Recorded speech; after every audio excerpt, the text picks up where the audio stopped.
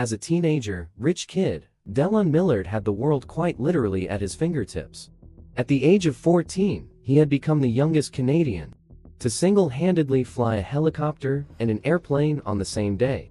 As the heir to his family's fortune, he owned several million-dollar properties and a fleet of luxury cars. By the age of 27, and worked for his father, Wayne, in the family's aviation business. But he won't be remembered for his record-breaking flight or inheriting his family's wealth. Instead, multi-millionaire Millard will only go down in history as one of the world's most notorious and calculating serial killers. Charlene Bosma paced the living room of the home she shared with her husband and daughter in the town of Ancaster in Hamilton, Ontario. Tim had been gone for over an hour, and her panic was beginning to rise.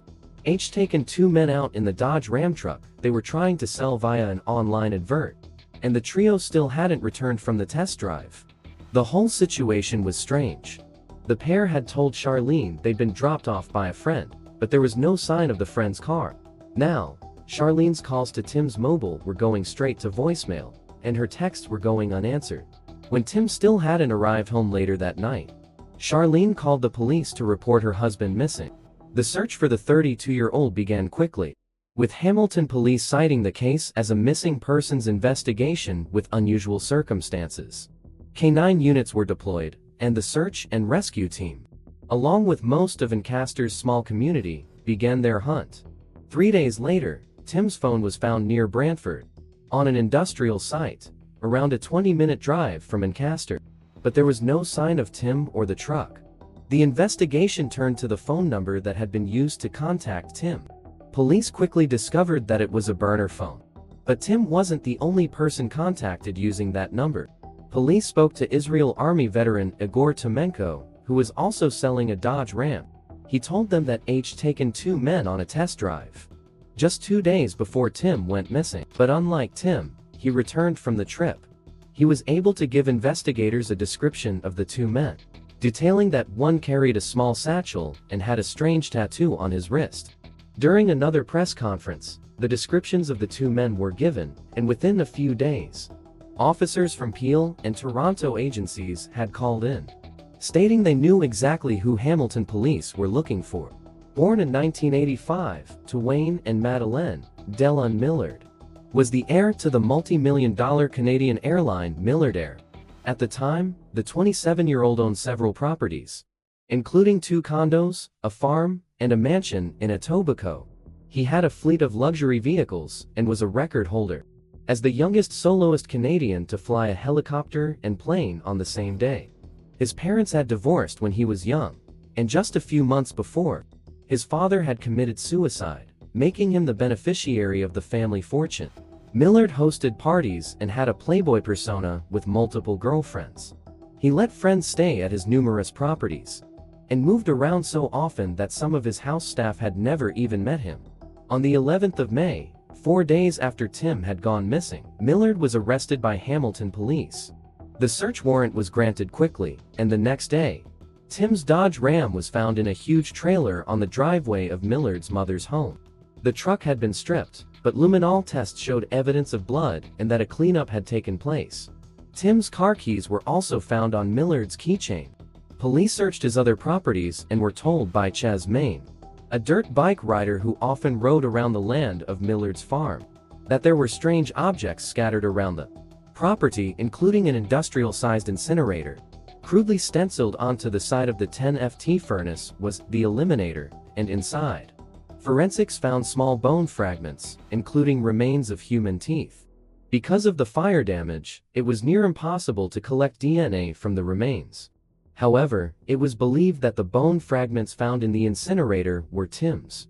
On the 14th of May, police publicly confirmed that Tim Bosma was dead. Hamilton police had Millard in custody, charged with first-degree murder. But there was still an accomplice to find. A high school dropout, Mark Smith sold drugs to fund his lifestyle.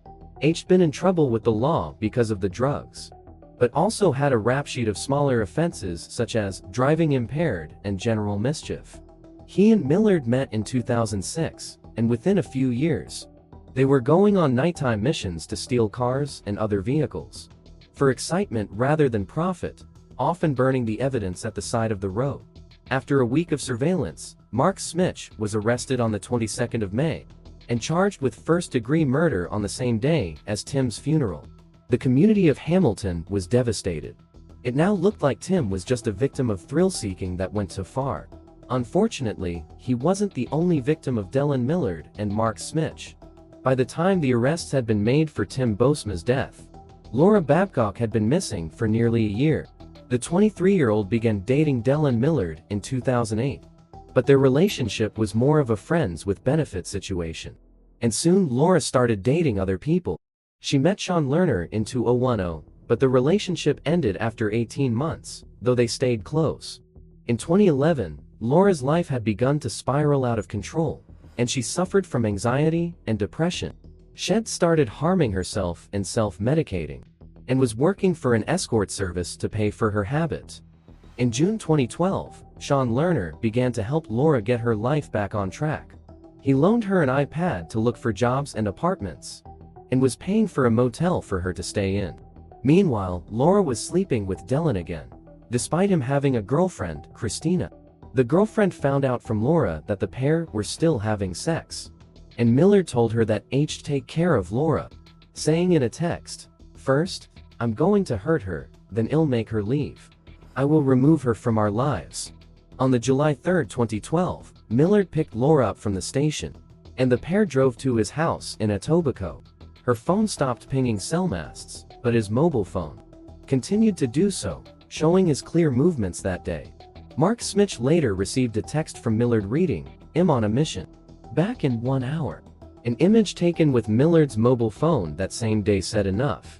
A few days before Laura went missing, Millard purchased a .32 caliber Smith & Wesson revolver, and 2 days after, the Eliminator arrived at the property. A Google search on Millard's computer asked what temperature cremation needed to be effective, and a text message sent to Smich read, "BBQ has run its warm-up. It's ready for meat." A few weeks later, on the 14th of July, Laura's family and Sean Lerner reported her missing to the police, but they were convinced she would show up, seeming unconcerned about the young woman's disappearance given her mental health and profession. Laura's case went cold, but Sean Lerner didn't give up hope. When he heard that Delan Millard had been arrested for murder, he quickly joined the dots and contacted Laura's family, who then spoke to Hamilton police. Investigators were very interested in their story. After his arrest, a search of Mark Smich's property in Oakville found the iPad Sean Lerner gave Laura to search for apartments and jobs. They also found Laura's duffel bag at the property. A series of images showing the incinerator being used were found, with Mark Smich posing in front of it. A recording of Smich rapping was also discovered, with the lyrics stating, "The started off, all skin and bone. Now, the lay on some ashy stone. Last time I saw her outside the home, and if you go swimming, you can find her phone." Along with the mounting evidence against the pair, Delan had written 65 letters to his ex-girlfriend Christina from prison, stating that they needed to ensure their stories matched. He told her to say that she was with him that night and that Laura had overdosed on drugs. He also told Christina to destroy the letters, but she didn't. The case against both Delan Millard and Mark Smich for the murders of Laura Babcock and Tim Bosma was strong. But there was still one more surprise to come.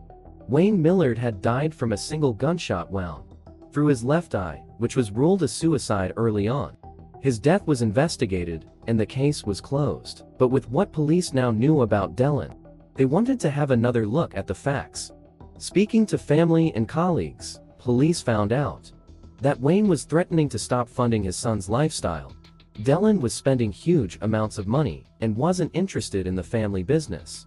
Wayne didn't want his son to ruin the hard work that generations of his family had built, and was about to cut his son off financially, but before he could take action, he died. Fortunately, there was still physical evidence from Wayne's death, which investigators could forensically test.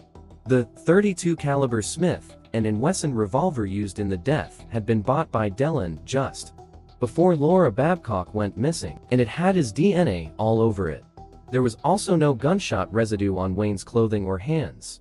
Throughout the trials, each man blamed the other for the murders. But in the end, justice was handed to both of them.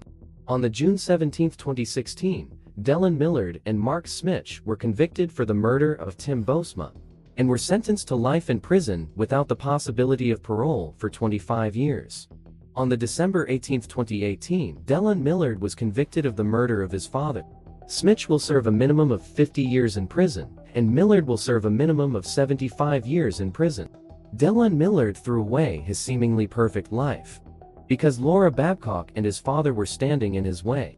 We may never know why he killed Tim Bosma, but all signs point to boredom and the audacity that the millionaire thought he and his friend could get away with anything, even murder.